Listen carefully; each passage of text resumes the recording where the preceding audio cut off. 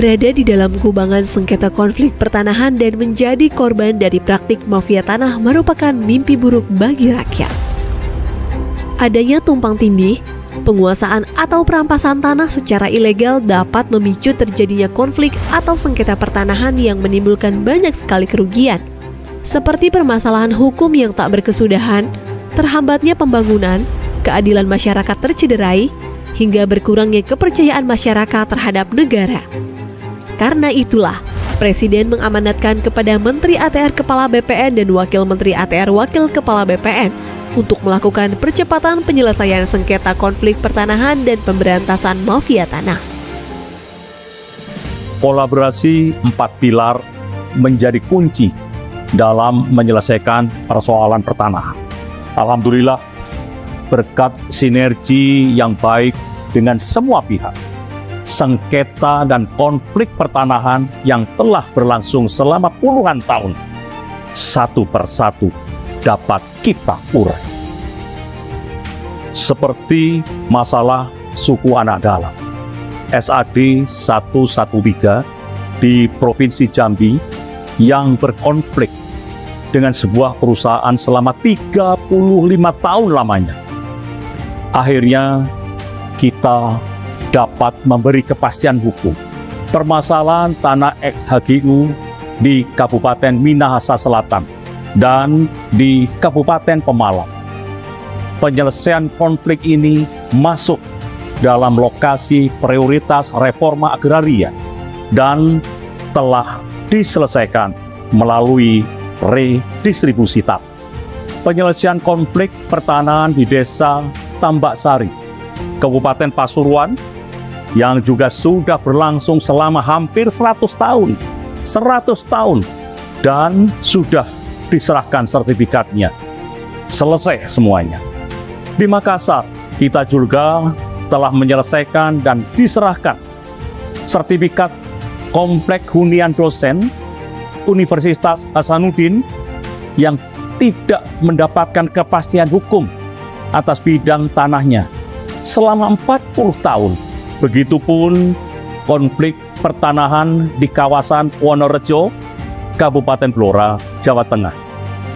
Juga telah diserahkan sertifikatnya oleh Bapak Presiden, di mana masyarakat telah menempati areal tersebut sejak zaman penjajahan Jepang.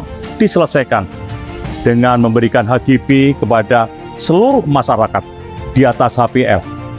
Success story ini dapat menjadi percontohan bagi penyelesaian persoalan pertanahan yang terkait dengan aset-aset negara.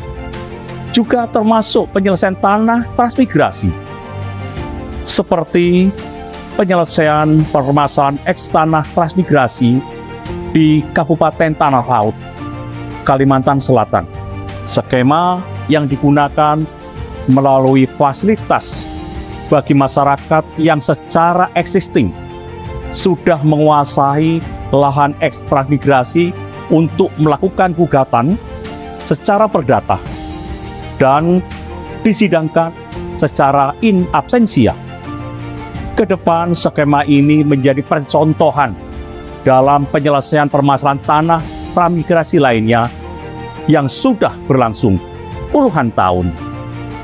Dan disampaikan oleh Pak Menteri, selain mengedepankan kerjasama dengan 4 pilar untuk penyelesaian sengketa konflik pertanahan, kami juga melakukan koordinasi dan kolaborasi dengan sejumlah civil society organizations, akademisi, dan masyarakat terkait dalam menyelesaikan persoalan pertanahan. Kami juga pastikan melalui program reforma agraria, negara hadir untuk mengurai dan menyelesaikan konflik pertanahan di tengah-tengah masyarakat. Benang kusut pemberantasan mafia tanah dalam 1 tahun terakhir sudah mulai terurai. Pada bulan Maret lalu, di Provinsi Kalimantan Tengah telah berhasil melimpahkan kasus pidana mafia tanah ke Kejaksaan. Tentu kasus Kalimantan Tengah bukan satu-satunya, tetapi kasus lain di 39 tempat juga telah dilimpahkan ke Kejaksaan, seperti di DKI Jakarta, Jawa Timur, Sulawesi Selatan, Banten, serta provinsi yang lain. Selama tahun 2022 hingga awal tahun 2023, upaya pemberantasan mafia tanah oleh Kementerian ATR BPN telah menyelamatkan tanah seluas 6,7 juta meter persegi, yang nilainya setara dengan kurang lebih 1,08 triliun rupiah. Keberadaan mafia tanah memang sangat meresahkan bagi masyarakat. Kami pun tidak tinggal diam.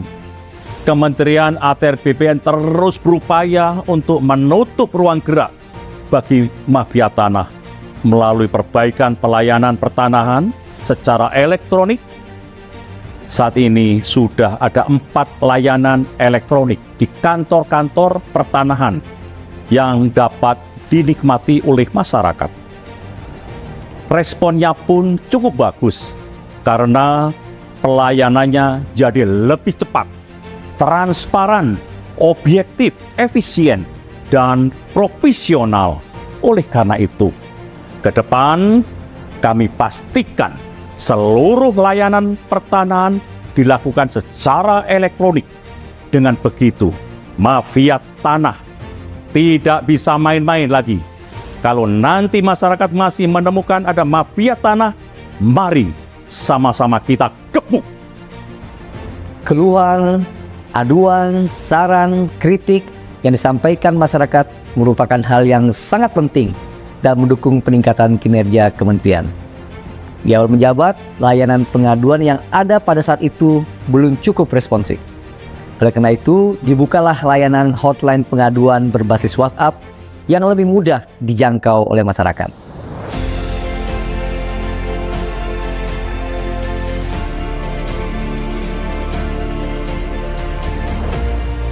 Sejak diluncurkan pada Juli 2022 hingga Juni 2023, terbukti hotline pengaduan ini telah menyelesaikan 98,9% dari total 74.564 pengaduan.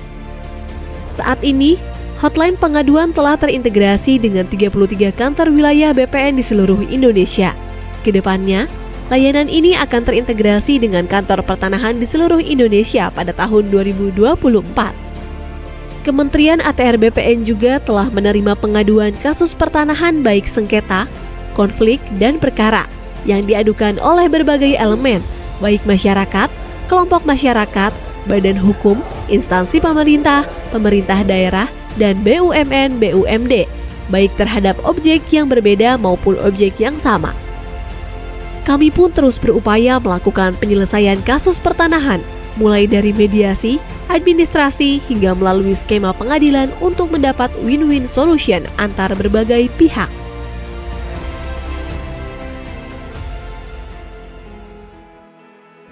Kementerian ATR BPN sebagai badan publik berkewajiban memenuhi dan melindungi hak atas informasi masyarakat yang berkaitan dengan pertanahan dan tata ruang.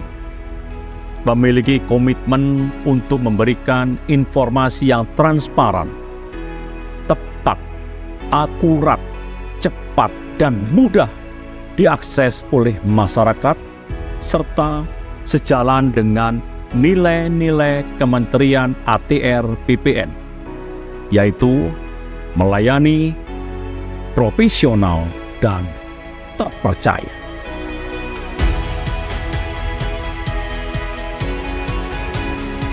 Kerja keras seluruh jajaran Kementerian ATR BPN mendapat sejumlah penghargaan, seperti capaian opini WTP 10 kali berturut-turut dari Kementerian Keuangan dan BPKRI, unit penyelenggara terbaik dalam penyediaan sarana dan prasarana rumah kelompok rentan dari Kemenpan RB, keterbukaan informasi publik sebagai badan publik informatif dari Komisi Informasi Pusat, 5 instansi pemerintah umum terbaik untuk kategori aspek keberlanjutan, konektivitas, dan dampak terbaik pada kompetisi pengelolaan pengaduan pelayanan publik keempat.